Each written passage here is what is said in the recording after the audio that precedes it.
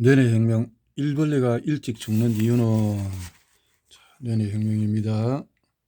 하루야마 시교 반광식 옮김. 자,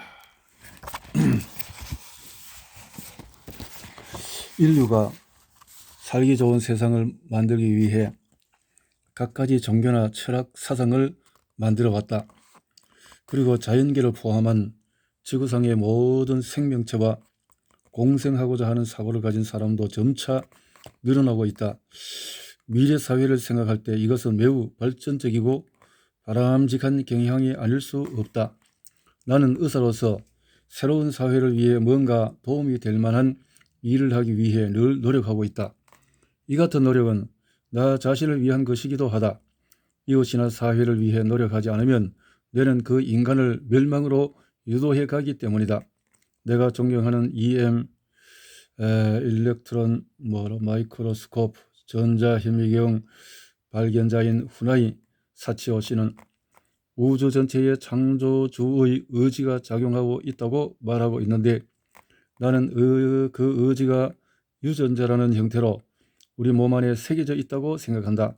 창조주의 의지에 합당한 사람은 살아남고 합당하지 않은 자는 소멸하는 메커니즘이 인간의 몸 안에 장치되어 있는 것이다. 실제로 우리 인간이 의욕적으로 일할 때는 내가 매우 활성화되어 도파민, 노르피넨, 피신 합성의 중간 단계로 중추신경에서 신경 전달 물질의 기능을 하는 이런 도파민이라는 호르몬이 분비된다. 도파민이라는 물질은 인간에게 의욕을 불러일으키는 호르몬이지만 분비가 과다할 경우는 에너지가 필요 이상으로 소비되어 그만큼 일찍 죽게 된다. 죽지 않는다 하더라도 정신분열증이나 간질병 같은 증상을 일으킬 가능성이 많다. 반면에 이 호르몬이 적게 분비되면 파킨슨병, 운동기능 감소증, 전신 근육 경직을 특징으로 하는 질환이나 치매 현상을 일으킬 가능성이 그만큼 높아지지만 과다한 분비 역시 문제가 되는 것이다. 옛날부터 천재로 일컬어지던 사람이 일찍 사망하거나 뇌질환계통의 병에 많이 걸렸던 이유도 도파민 과잉 분비와 깊은 관계가 있다고 할 수 있다. 열심히 일하는 직장인이나 실적을 쭉쭉 올리는 사업가 가운데서도 도파민 분비 과잉 현상을 보이는 사람이 많다. 사업에 성공하려면 경쟁에서 이겨야 하고 경쟁에서 이기려면 투쟁심에서 불타야 한다. 그러나 그렇게 악착스럽게 일해서 성공한다고 해도 뇌내모르핀을 잘 활용하지 못해 일찍 죽는다면 무슨 소용이 있겠는가? 정책이나 경제계에 대단한 성공을 거둔 유능한 인물임에도 불구하고 일찍 죽는 사람 역시 뇌 분비 호르몬을 제대로 활용하지 못했기 때문이라고 할 수가 있다. 토종 호르몬의 과잉 분비가 명을 재촉한 것이다. 토종 호르몬, 도파민 이런 것들을 그 약물로 자꾸만 생성시켜서 우울증과 불안증을 잠재우려 하는 것도 큰 이 생명 단축의 일이 되겠다라는 생각이 드네요. 자, 그러나 남보다 뛰어난 능력을 키워서 큰 일을 하려면 거기에 상응하는 에너지가 필요하다. 에너지가 부족하면 큰 일을 할 수가 없다. 그러나 에너지 출력을 너무 높이면 질병이나 단명이 찾아온다. 이것은 극히 이율배반적이다. 하지만 이 책을 통해 차차 밝히겠지만 이것을 극복할 수 있는 굉장한 비법이 있다. 뇌내모르핀을 제대로 활용하는 것이 바로 그 비법이다. 도파민을 많이 분비하면 에너지가 소멸되어 녹초가 된다. 하지만 이럴 때 뇌내모르핀을 분비시키면 적은 양의 도파민으로 10에서 20배나 되는 양의 도파민이 분비되는 것과 똑같은 효과를 얻을 수가 있다. 뇌내모르핀은 지렛대의 원리와 비슷한 에너지 증폭 효과를 가지고 있기 때문이다. 아무리 강한 의욕을 가지고 있다고 해도 도파민을 과다 분비하면 부작용이 생긴다. 도파민이나 노르아드레날린은 활성산소를 대량으로 방출시키는 특징이 있다. 반면에 뇌내모르핀은 몸에 해로운 활성산소를 방출하지 않기 때문에 소량의 도파민에 뇌내 모르핀을 결합시키면 별다른 부작용 없이 그 효과를 증폭시켜 사용할 수 있는 것이다. 이러한 메커니즘을 최대한 이용하는 것이 이상적인 뇌 활용법이라고 할 수 있다. 예부터 이름 있는 고성들은 높은 식견으로 세상을 관망하고 사람을 감화시키는 힘을 갖고 있었으며 통계적으로 볼 때 질병 없이 장수했다. 득도한 고성들이 대부분 질병 없이 장수한 까닭은 무엇일까? 그것은 이들이 질병에 강한 면역성을 가지고 있었기 때문인데 이들의 생활 방식이나 사고 방식을 가만히 살펴보면 결국 뇌내모르핀을 유용하게 활용한 결과라고 할 수가 있다. 이런 사람은 악성 에이즈에 감염되더라도 보통 사람처럼 쉽게 발병하지 않을 것이다. 면역력이 높고 자연 치유력이 강하기 때문이다. 암세포를 불러오는 스트레스, 모든 악의 근원, 업무로 긴장하면 아무래도 스트레스가 쌓이기 마련이다. 이것 또한 병의 원인이 된다. 암의 경우도 마찬가지다. 쥐를 이용한 유명한 실험이 있는데 그 데이터를 보면 스트레스의 강약에 따라서 암 발병률이 크게 달라진다는 것을 알 수가 있다. 발암물질로 인한 암의 발병률이 10%라면 발암물질의 스트레스가 가해지면 발암률은 50%까지 높아진다. 또한 사람들은 일반인이 스트레스를 받는 일에 동요하지 않고 오히려 뇌내모르핀을 분비시킬 수가 있다. 뇌내모르핀은 스트레스를 완화시키는 작용을 하며 발암률을 극단적으로 감소시킨다. 암에 잘 걸리지 않는다는 것은 다른 질병에도 강해진다는 것을 의미한다. 또한 성인병은 신진대사 장애가 그 원인이라고 할 수 있는데 이것은 간단히 말해서 혈액이 원활하게 흐르지 않는다는 것을 의미한다. 그러나 뇌내모르핀에는 혈액의 흐름을 원활하게 만드는 효능도 있다. 혈액 흐름이 방해받는 이유는 크게 두 가지가 있다. 그 중에 하나가 스트레스다. 스트레스를 받아서 노르아드레날린이 분비되면 혈관이 수축되어 혈액의 흐름을 막는다. 이러한 변화 자체도 마이너스이지만 이로 인해 활성산소가 대량으로 발생되어 유전자를 손상시키거나 과산화지질을 생성시켜 성인병 발병률을 더욱 높이게 된다.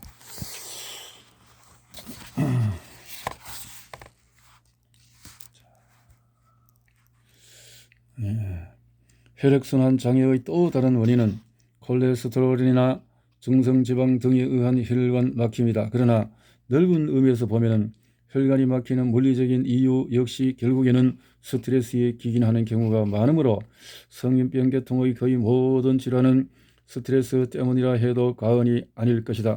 이런 점에서 볼 때 옛날 고성들의 깨달음의 높은 경지는 병을 물리치는 데 큰 힘이 되었음을 쉽게 알 수 있을 것이다.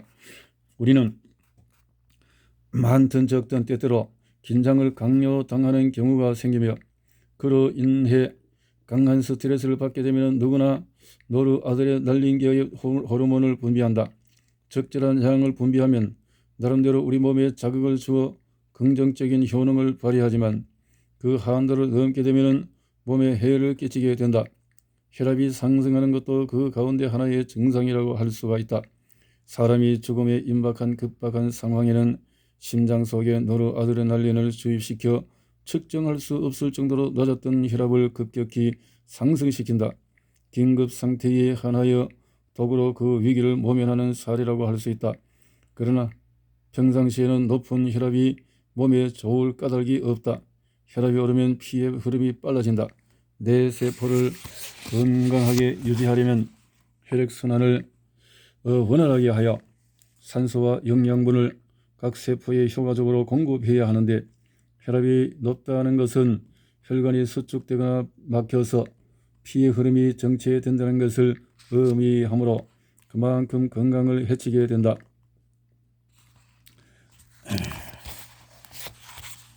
그리고 산소가 공급되지 않으면 혈액 성분 가운데 하나인 혈소판이 파괴되고 혈소판이 깨지면 혈병이라고 부스럼 딱지 같은 것이 생기게 되는데 혈병, 피떡 피떡이 생기는데 바로 이 부스럼 딱지가 혈관을 막아 상황을 더욱 악화시킨다. 그 혈소판이 파괴되고 산소가 공급되지 않으면 이렇게 된단 말이죠.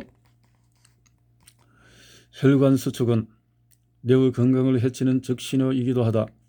뇌혈관을 수축시키는 가장 커다란 원인 가운데 하나가 노르아드레날린 호르몬인데 이 호르몬은 마음가짐이나 감정 상태에 따라 분비력이 결정된다. 이것만으로도 플러스 발상이 얼마나 중요한지 다시 한번 절감할 수 있을 것이다.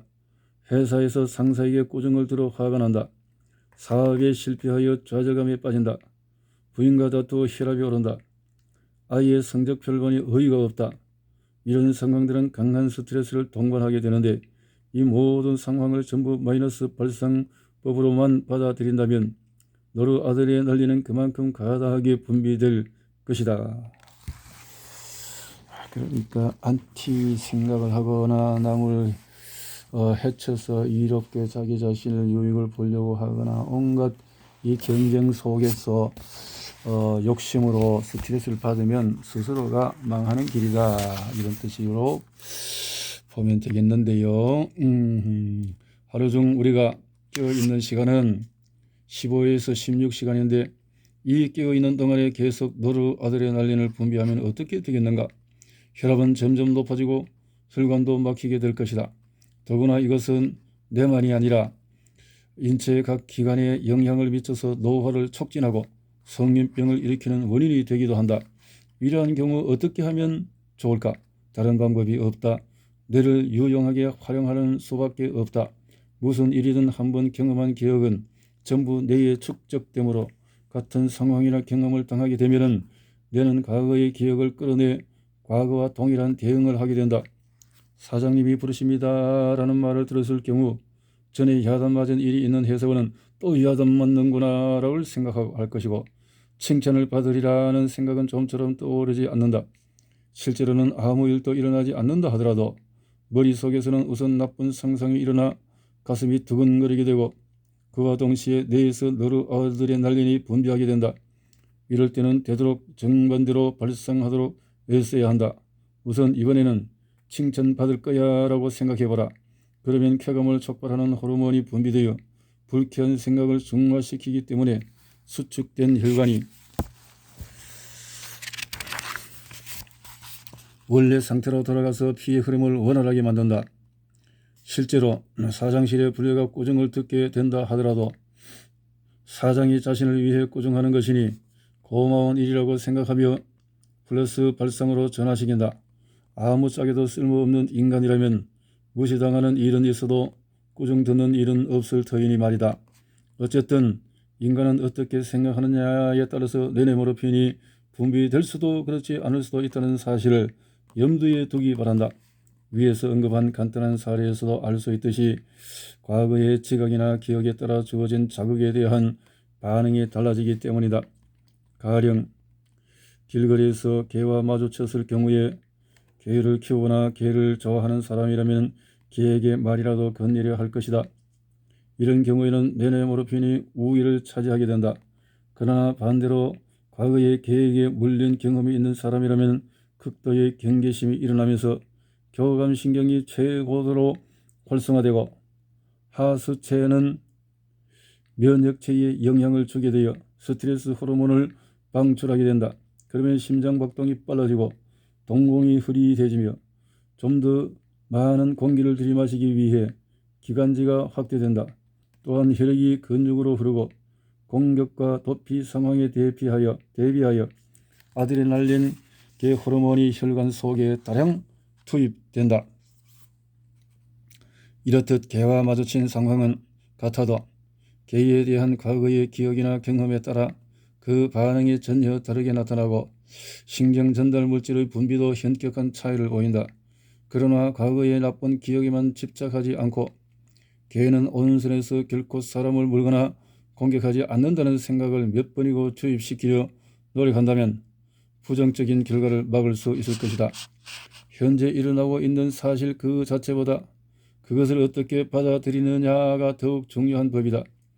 이 사회에서 일어나는 여러 가지 현상이나 자극도 물론 중요하지만 그것을 플러스 발상으로 받아들이기 위해 의식적으로 노력하는 것은 더욱 중요하다. 그러면 몸과 마음의 반응을 바람직한 방향으로 이끌어갈 수 있기 때문이다. 활성산소의 독을 어떻게 막을 것인가? 인간은 누구나 건강하게 오래 살기를 바라는 마음이 있다. 그와 동시에 갖가지 욕망을 품고 그것을 충족시키기 위해 노력한다. 그러나 건강과 장수에 대한 소망과 욕망의 만족은 대부분 이율배반적인 경우가 많다. 술을 좋아하는 사람이 기분 좋게 적당량의 알코올을 섭취한다면 뇌에서 모르핀을 분비하겠지만 늘 적당량만 마실 수 없는 법이다. 과음이 건강을 해친다는 것은 말할 필요도 없을 것이다. 담배도 마찬가지다. 최근 세계적으로 금연 운동이 확산되고 있어 다행스러운 일이나 담배를 즐기는 사람이 일에 몰두하다가 모처럼 찾아온 휴식 시간에 즐거운 마음으로 담배를 피운다면 뇌에서는 베타 엔돌핀을 분비한다.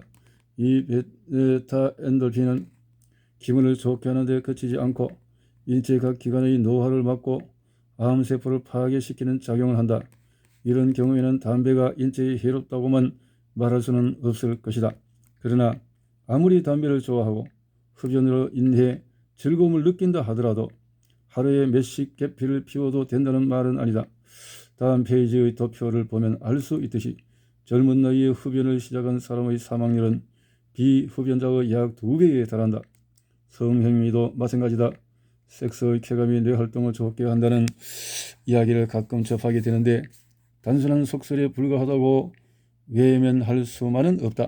기분이 좋아진다는 것은 뇌내 모르핀이 분비된다는 것을 의미하므로 젊음이나 건강에 플러스로 작용하기 때문이다. 하지만 부작용이 일어나지 않도록 조심해야 한다. 운동량으로 따져보면 섹스는 상당히 격렬한 운동에 속한다. 그런데 격렬한 운동은 활성산소를 대량으로 발생시킨다. 자, 흡연 시작 연령으로 본 사망률을 쭉 봤을 때 15세 이전에서 했을 때 평균 이렇게 높아지는군요. 25세 이후 1.34 이렇게 프로테이지가 높아지는데요.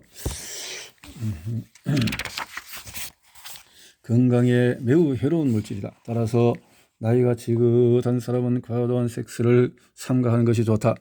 활성산소라는 물질은 우리가 호흡할 때 들이마신 산소가 분자 상태로 변해 활성화된 것으로서 모든 질병이나 노화를 유발하는 인류 최대의 적이라 할 수 있다.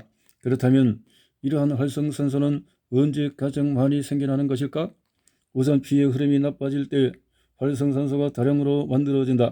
좀 더 정확하게 말하면 일단 혈액의 흐름이 나빠졌다가 다시 정상으로 돌아올 때에 활성산소가 분비되는 것이다. 바로 이때 활성산소에 의해 혈관의 내피가 상하거나 조직 또는 유전자가 다치게 된다. 따라서 인간의 몸은 언제나 적정 수준의 혈류량을 유지해야 한다. 내피가 상하면 염증을 일으키며 유전자가 상하면 암을 유발시킨다. 또한 활성산소가 지방과 만나면 몸을 노화시키는 결과를 초래하기도 한다. 두 번째로 노르아드레날린이나 아드레날린을 분비할 때에도 활성산소가 다량 발생한다. 따라서 마이너스 발상을 피해 이런 호르몬이 가급적 적게 분비되도록 하는 것이 뇌를 젊게 유지하는 지름길이다. 뇌세포를 젊게 유지할 때 활성산소의 해를 최소로 줄일 수 있다는 사실이 최근 연구로 밝혀졌다. 따라서 항상 긍정적이고 발전적으로 사물을 받아들이고 지나치거나 무리한 생각을 피한다면 활성산소 해는 거의 막을 수가 있을 것이다.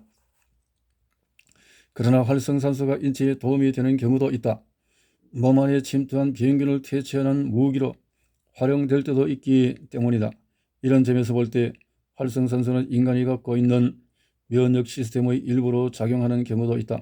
그러나 이것이 너무 많아지면 곤란하다. 그래서 이럴 때는 인체 내부에서 소드라는 해독 효소를 만들어 산소독을 중화시킨다. 따라서 인체의 자연 정화 기능에 이상이 없으면 활성산소 때문에 해를 입는 경우는 별로 없다.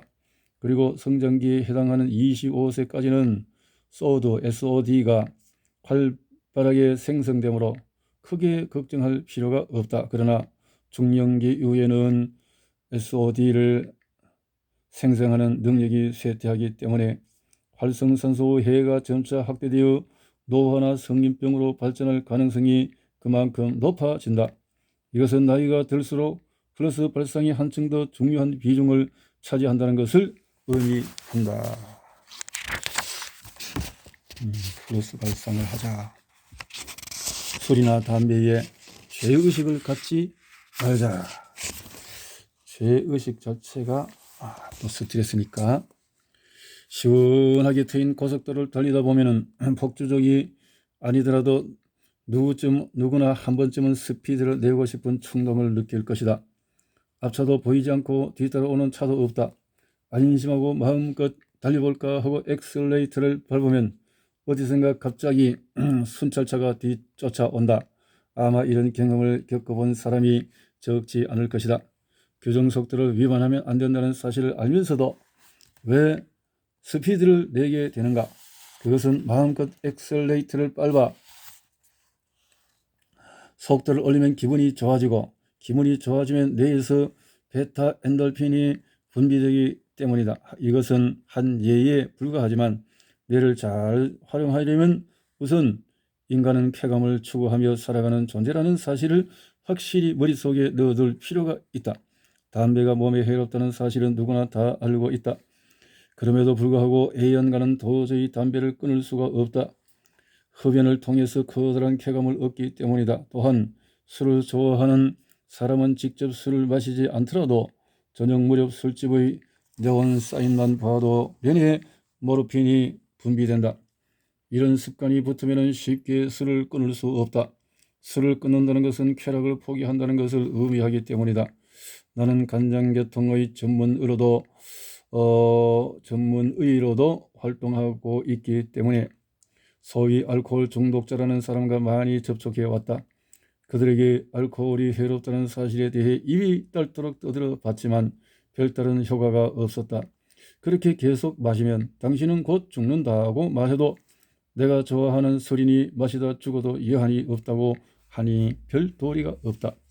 아무리 맛있는 음식이라도 과식하면 비만 체질이 되고 그러면 성인병에 걸릴 확률은 그만큼 높아진다.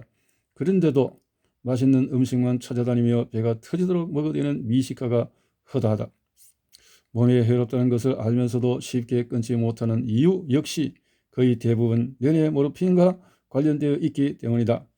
진화된 인간에서도 동물과 같은 본능적인 행동 양상이 많이 나타난다.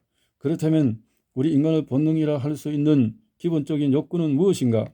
심리학자 A.H. 마슬로 박사는 인간의 기본적인 욕구를 OF라는 말로 설명하고 있다. OF라는 F로 시작하는 5가지 단어를 의미한다. 퍼킹, 성욕, 피딩, 식욕, 플러킹, 집단의식의 욕구, 파이팅, 공격, 정복의 욕구, 브링, 도피 욕구 등 5가지가 본능적인 행동의 형태로 나타난다는 것이다. 일반적으로 본능적인 행동이란 의지력으로 억제하지 못하는 원시적인 충동이라 정의하는데 최근 연구 발표에 의하면 이것도 결국 뇌의 모르핀을 분비시켜 기분을 좋게 만드는 행위들이라는 것이다. 식사나 성행위 등을 통해 쾌감을 얻는다는 사실은 누구나 인정할 수밖에 없을 것이다. 동물 사회에서 흔히 볼 수 있는 집단을 형성하는 행위 역시 인간에게 쾌감을 준다. 그리고 파이팅은 상대방을 공격하고 정복하여 자신에게 복종하게 만들려는 욕구인데 이것이 쾌감으로 이어진다는 사실은 인류사가 투쟁의 역사였다는 사실만 상기해도 쉽게 이해할 수 있을 것이다. 그처럼 실증을 느끼지 않고 전쟁을 되풀이해 온 것은 승리라는 결과를 포함해 근원적으로 그것이 쾌감을 동반하고 있기 때문이다. 마지막으로 도주 욕구를 들 수 있다. 도망치는 것이 어째서 쾌감을 일으키는가? 의아하게 생각할지 모르겠으나 도피나 도주는 반드시 인간에게 즐거움을 주고 뇌의 모르핀을 분비한다는 사실이 이미 실험으로 밝혀졌다. 이상이 마슬로 박사가 말하는 OF 이론인데, 인간의 원내, 원시적인 뇌는 이 같은 본능적인 욕구를 반드시 갖고 있으며 인간은 이것을 부정하고 살아갈 수는 없다. 따라서 나는 OF 이론의 본능적인 욕구를 부정하지 않는다. 담배를 좋아하는 사람은 담배를 피우고 술을 좋아하는 사람은 술을 마시면 된다. 물론 정도에 지나치면 건강에 해롭지만 좋아하는 것을 무리하게 끊을 필요도 없다. 단 적당량을 유지하는 동시에 한 가지 덧붙여 당부하고 싶은 것은 술이나 담배의 죄의식을 갖지 말라는 것이다. 죄의식을 느끼지 않는 것이 무엇보다 중요하기 때문이다. 담배와 술에 포함된 도구의 영향도 해롭지만 죄의식으로 인해 발생되는 활성산소는 인체에 더욱 해롭기 때문이다. 반면에 예언가가 작업을 마친 후나 식사 후에 즐거운 마음으로 담배 한 대를 피운다면 뇌내 모르핀을 분비하는 좋은 계기가 될 것이다. 술도 적절하게 마신다면 백약의 왕이 될 수가 있다. 그러나 담배나 술을 접할 때마다 꺼림칙해 하거나 죄의식을 갖는다면 플러스 효과는 사라지고 마이너스 결과만 나타나게 된다. 즐거운 마음으로 적당히 담배를 피우고 술을 마시면 내내 모르핀을 분비할 수 있음에도 불구하고 또 피웠군. 폐암에 걸릴지도 모르겠는데, 혹은 또 술 마셨어. 이러다가 알코올 중독이 되면, 이라고 걱정하면 실제로 인간의 뇌는 병에 걸리게 만드는 호르몬을 분비하게 된다. 연애를 할 때도 마찬가지다. 실현당하지 않을까 하고 늘 걱정하는 마음으로 만나면 실제로 실현을 당하게 되는 경우가 많다. 이런 결과를 초래하는 이유는 걱정할 때마다 실현당하는 쪽으로 작용하는 호르몬이 분비되기 때문이다. 어떤 일이든 불안이나 걱정 혹은 죄의식을 느끼며 행동하는 것은 바람직한 뇌 활용법이라 할 수가 없다. 그것은 불행과 죽음을 부르는 전주곡이기 때문이다. 자, 이렇게 마슬로 박사의 5단계설과 뇌의 활동을 봅시다. 마슬로 박사가 말하는 OF 이론은 어느 누구도 부정할 수 없을 것이다. 이 5가지 욕구가 없으면 우리 인간은 살아갈 수 없기 때문이다. 뇌는 OF 이론에 관계되는 모든 활동에 중대한 역할을 담당하고 있다. 여기서 인간의 뇌 구조에 관해 간단히 설명하기로 하자. 인간의 뇌는 3중 구조로 되어 있다. 도표, 뇌의 구조는 이렇게 자율신경계의 중추, 성중추, 정동, 본능 중추, 대뇌 피질, 대뇌 기저핵, 시상간, 시상하부, 대뇌 변연계, 뇌간 통해서 연수, 이렇게 되어 있네요. 첫 번째, OF를 관장하는 뇌이다. 이 뇌는 모든 동물이 소유하고 있는데 우리는 이 뇌를 원뇌라고 한다. 그림에 나타난 뇌간, 연수, 시상하부,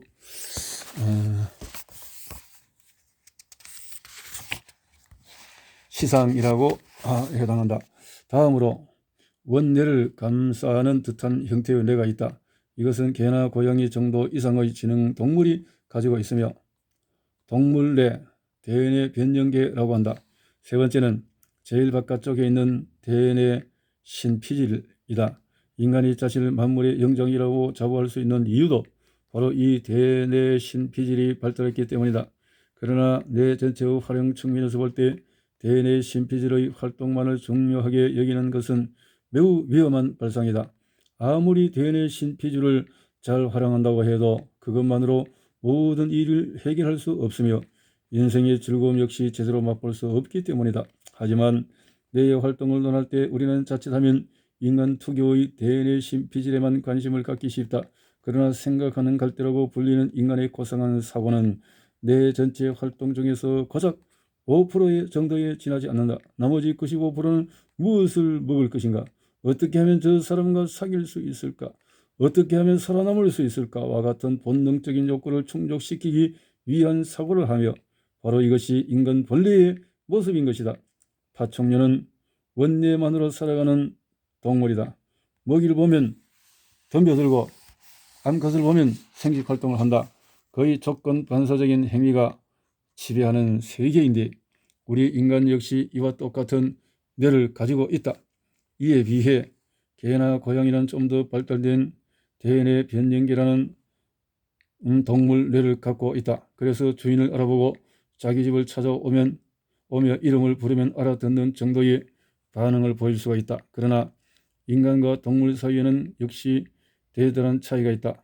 인간이 인간다울 수 있는 것은 분명히 대뇌 신피질 덕분이다. 하지만 뇌의 활동이나 욕구라는 측면에서 생각할 때 파충류나 개와 고양이의 뇌도 염두해 두지 않을 수가 없다. 그렇지 않으면 본질을 이해할 수 없기 때문이다. 그렇다면 인간은 도대체 어떤 욕구를 갖고 있는 동물일까? 쾌감을 추구하면서 살아가는 한 인간은 다른 동물과 별반 차이가 없는 존재인가? 파충류 차원의 욕구를 충족시키기 위해 발버둥을 친다는 사실을 부끄럽게 여겨야 한단 말인가? 마슬로 박사는 욕구 단계설이란 설득력 있는 이론을 통해 인간의 기본적인 욕구에 대해서 설명을 했다. 이 이론에 기초하여 인간의 욕구에 대해서 살펴보기로 하겠다. 마슬로 박사는 인간의 욕구를 크게 5가지로 구분한다. 생리 욕구, 안전 욕구, 소속감과 사랑에 대한 욕구, 인정을 받으려는 욕구, 자기 실현의 욕구. 이 5가지 욕구는 계단을 오르듯이 낮은 차원의 욕구에서 점차 높은 차원의 욕구를 향해 단계적으로 상승한다. 가장 낮은 단계는 생리 욕구이다. 성욕, 식욕, 수면욕 등이 바로 이것인데 생존하는 데 절실하게 필요한 가장 본능적인 욕구이기도 하다. 인간은 생명을 유지하기 위해 이 욕구를 절대적으로 충족시켜야 하는데 의학계에서는 이 생리 욕구가 나오는 것을 파충류 뇌라고 추측하고 있다. 기본적인 생리 욕구가 충족되면 그 다음에는 안전 욕구가 나타난다. 배가 고플 때는 부끄러움을 느끼거나 나무 말에 귀 기울일 틈도 없이 먹을 것만 찾게 된다. 먹을 것을 위해 수단과 방법을 가리지 않는 것이다. 그러나 그것이 충족되고 나면 그때 비로소 자신의 안전에 대해서 생각하게 된다. 첫 번째와 두 번째 욕구가 충족되면 그 다음으로 소속감과 사랑에 대한 욕구가 나타난다. 이것은 어떤 형태로든 사회의 한 구성원으로서 존재하고자 하는 욕구이다. 사회 기속 욕구라고도 할 수 있을 것이다. 대상을 필요로 하는 사랑의 행위도 여기에 속한다. 공복도 채우고 안전도 보장받고 사회의 일원이 되어 집단에 소속되었다고 해도 만족할 인간은 아마 없을 것이다. 마슬로 박사는 3가지 충족된 다음에 4번째로 인정을 받으려는 욕구가 등장한다고 설명하고 있다. 자존심을 지키고 동시에 다른 사람에게 인정받고 싶어하는 욕구가 여기에 해당한다. 자기가 남보다 뛰어나다는 우월감, 자신의 능력에 대한 확신, 뛰어난 업무 실적, 높은 자립도, 바로 이런 요소를 통해 자존심을 만족시키고 동시에 그런 자신을 타인에게 인정받고 싶어하는 것이다. 인간은 다른 사람에게 인정받았다는 증거로 표창을 받거나 지위, 명성을 높이거나 좋은 평판을 받고 싶어 하는데 이런 것들이 바로 4번째 욕구의 구체적인 내용으로 표출된다. 인간은 단지 사회적 집단의 일원이 되는 것만으로는 만족하지 못한다. 사회의 일원으로서 타인에게 자신의 능력을 인정받기를 원하는 것이다. 이 정도의 욕구만 채워진다 해도 상당한 수준의 인간이라고 할 수 있다. 하지만 인간은 여기에도 만족하지 못한다. 5번째 욕구인 자기 실현의 욕구가 있기 때문이다. 4번째 욕구를 달성한 사람은 그 다음으로 최고의 존재가 되고 싶다는 소망, 마슬로 박사의 그것을 가지는데 이것이 바로 자기 실현의 욕구라는 것이다. 자기 실현의 욕구는 신의 영역과 일맥상통하는 점이 있다고 말할 수가 있다. 공자가 말하는 나이 70이면 마음이 가는 대로 따르고 한계에 도전하지 않는다라는 세계가 바로 이것을 말한다. 자신과 타인 사이에 경계를 두지 않고 마음이 가는 대로 살다 보니 세상과 이웃을 위해 바람직한 행동이 되었다는 뜻이다. 이런 이상향의 세계는 없을까? 마슬로 박사는 자기 실현의 욕구를 포함한 위의 5가지 욕구가 인간이 갖고 있는 기본적인 욕구라고 말하고 있다. 이것을 욕구 단계설이라고 명명한 이유는 첫 번째 욕구를 충족시킨 다음 2번째 욕구로 다시 3번째 욕구로 나아가듯이 반드시 앞 단계의 욕구가 어느 정도 충족된 다음에 비로소 그 다음 욕구로 발전되어 가기 때문이라고 한다. 현재 여러분 자신은 어느 단계의 욕구를 추구하고 있는지 생각해 보는 것도 재미있을 것이다. 여기서 설명한 마슬로의 이론은 20여 년 전부터 널리 알려진 욕구 이론인데 여기에서 이것을 인용한 이유는 최근에 밝혀진 네오 활동과 이 욕구 이론이 상당히 일치하고 있기 때문이다. 마슬로 박사가 이 이론을 생각할 당시는 아직 네오 활동에 관한 상세한 정보가 밝혀지지 않았다. 그러나 현재까지 밝혀진 연구 결과를 볼 때 이 이론은 뇌생리학 측면에서 인간의 기본 욕구를 이해하는 데 많은 도움을 주고 있다.